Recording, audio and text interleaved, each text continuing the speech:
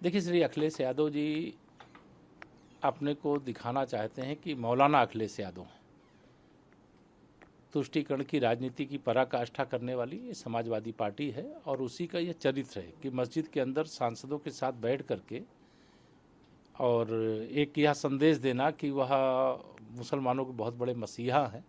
तो मैं यह मानता हूं कि यह उनका एक तरह से गैर जिम्मेदाराना ये कृत्य है और इससे उनको बाज आना चाहिए था, लेकिन वो बाज नहीं आ सकते हैं और इसीलिए समाजवादी पार्टी की दुर्दशा हो रही है और आगे आने वाले समय में और दुर्दशा होगी। लेकिन अखिलेश यादव से जब आज इस पर सवाल पूछा गया तो उन्होंने उल्टा बीजेपी पे आरोप मर दिया और उन्होंने कहा कि बीजेपी धर्म को हथियार बनाती है और हमेशा इस तरह की बातें वो लोग लेके आते हैं। आस्था बीजेपी धर्म को हथियार नहीं बनाती है। बीजेपी जो सही बात होती है उसे कहती है। अयोध्या में श्री राम जन्मभूमि पर भव्य मंदिर निर्माण, यह देश के करोड़ों लोगों की भावना थी, वह हो गया और समाजवादी पार्टी ने राम भक्तों पर गोली चलाई। समाजवादी पार्टी का चरित्र सदा से हिंदू विरोधी रहा है, मुस्लिम परस्त रहा है और जिसका खामियाजा समाजवादी पार्टी को सत्ता से बेदखल होकर के भुगतना पड़ा है।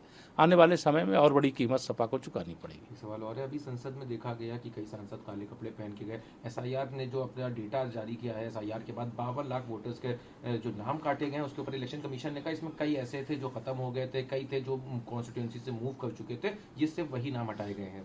देखिए, चुनाव आयोग ने एसआईआर के माध्यम से जो बिहार के अंदर अभियान शुरू किया, अब उस अभियान में अगर कोई मतदाता मृतक हो गया है तो मृतक के नाम पे बूथ कब्जा करने वाले आकर के वोट डालते होंगे, इसलिए हटाने से उनको परेशानी हो रही है।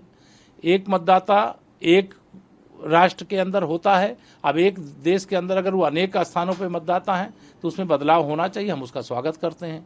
तीसरा विषय ये है कि जो मतदाता बिहार के अंदर रहते थे और बिहार छोड़ करके किसी दूसरे प्रदेश में चले गए, वहाँ के मतदाता बन गए, ये उनको भी मतदाता बना करके अगर ये सोचते हैं कि उनके नाम पे बूथों पर कब्जा करके वोट डाल लेंगे, तो चुनाव आयोग ने बहुत सराहनीय काम किया है।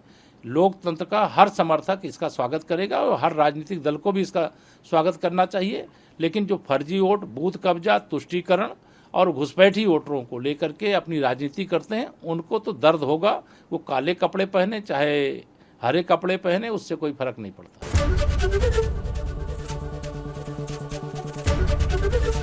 एबीपी गंगा, खबर आपकी, जुबान आपकी।